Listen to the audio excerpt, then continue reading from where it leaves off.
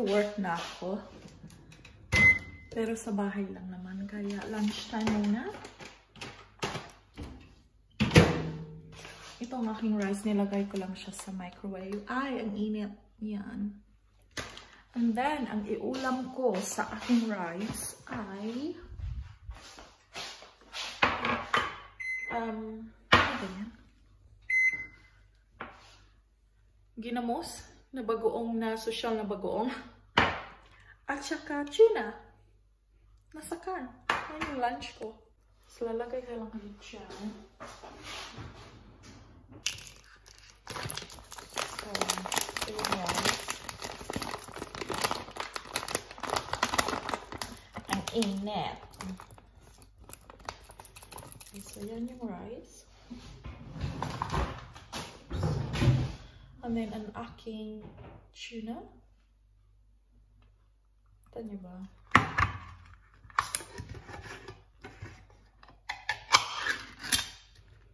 Yan.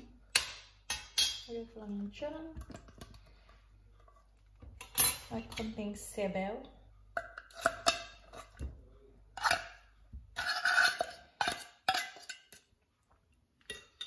Yan.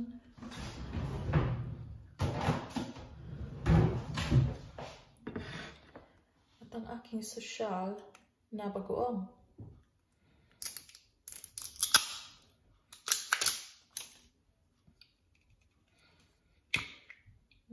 Saktong oil nito eh. Wala akong toyo. Ayan. Nakakainis. Anyhow. Ayun, tanggal. So, ito yung bagoong. Mahilig talaga ako nito eh. Love ko to. Masarap kasi.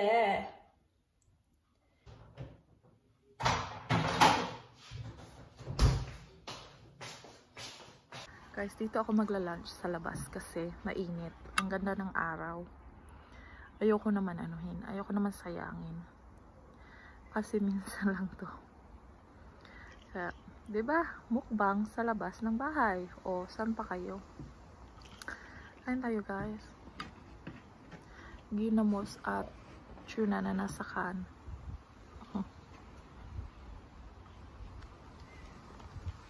Ano?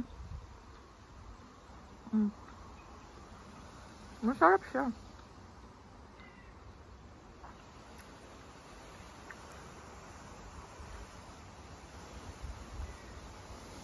Binilan ako ng asawa ko kahapon.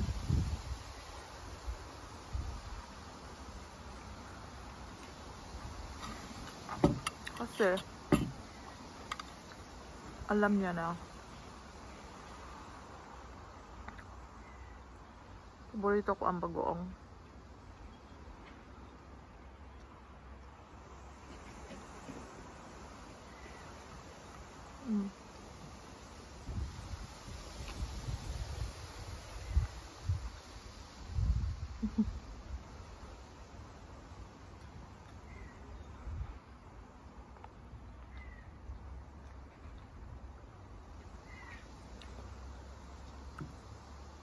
Namimiss ko kumain ng ng fresh na isda.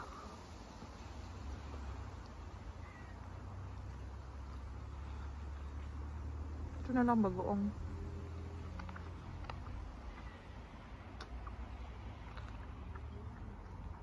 Social na ginamos. Tuna. So, diba? Saan pa kayo? Simple pero masarap.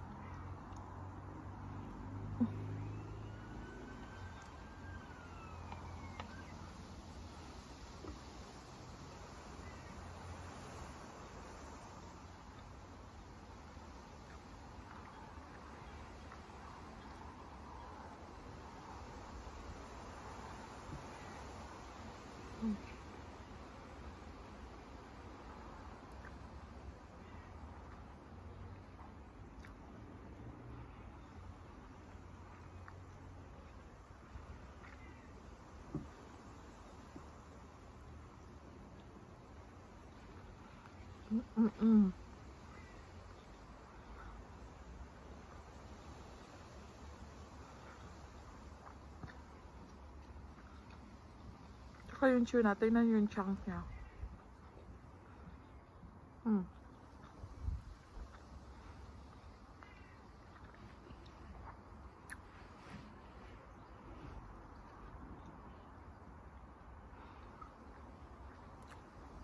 Pag kumakain kasi ako niyan, piniprito ko muna siya. Pero, wala akong time.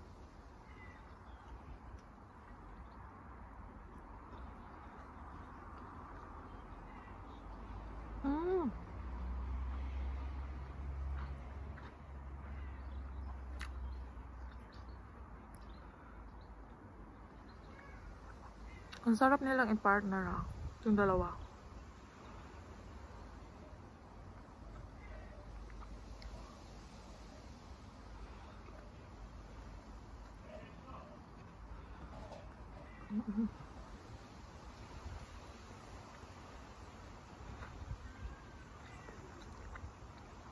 Itong tuna na nasa can,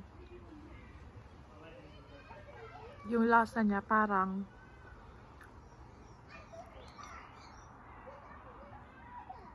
paksiw na tulingan.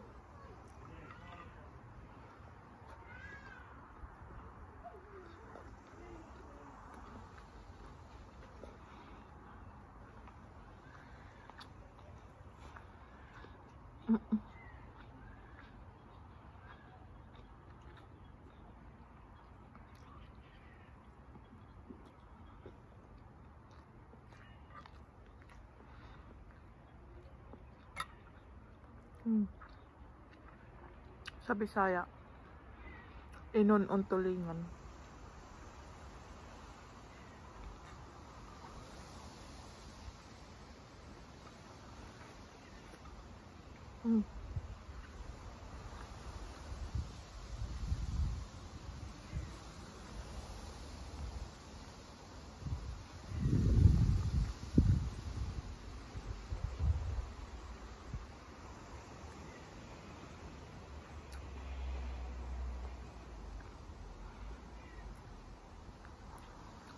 Kaya,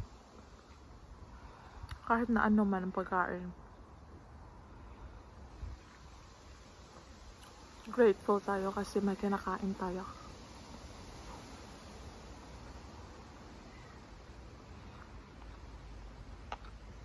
So,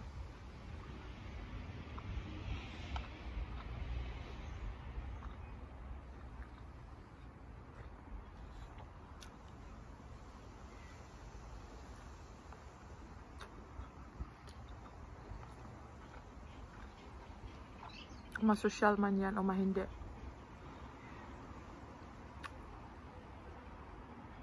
at least may kinakain tayo.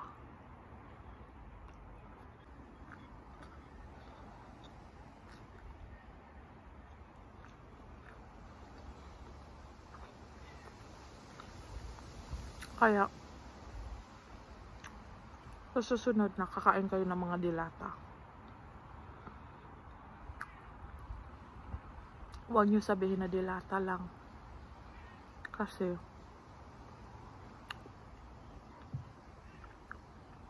pagkain yan.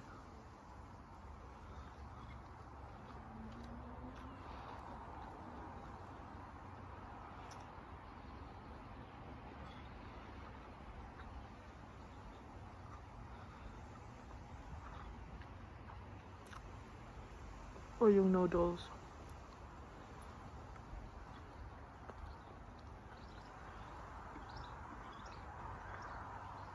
Kasi sabihin natin noodles lang yan. Oo nga, noodles lang, pero nakakabusog siya. At isipin natin na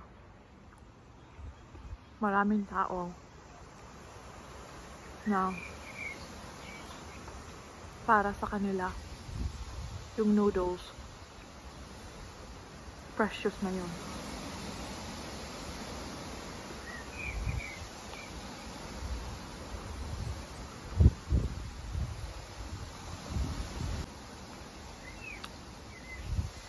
Nadidinig niyo ba yung hangin?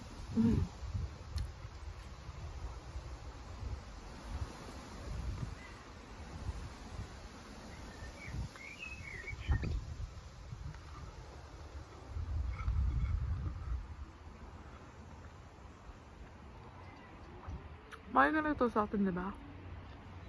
Yung tuna na nasa ano? Sa can.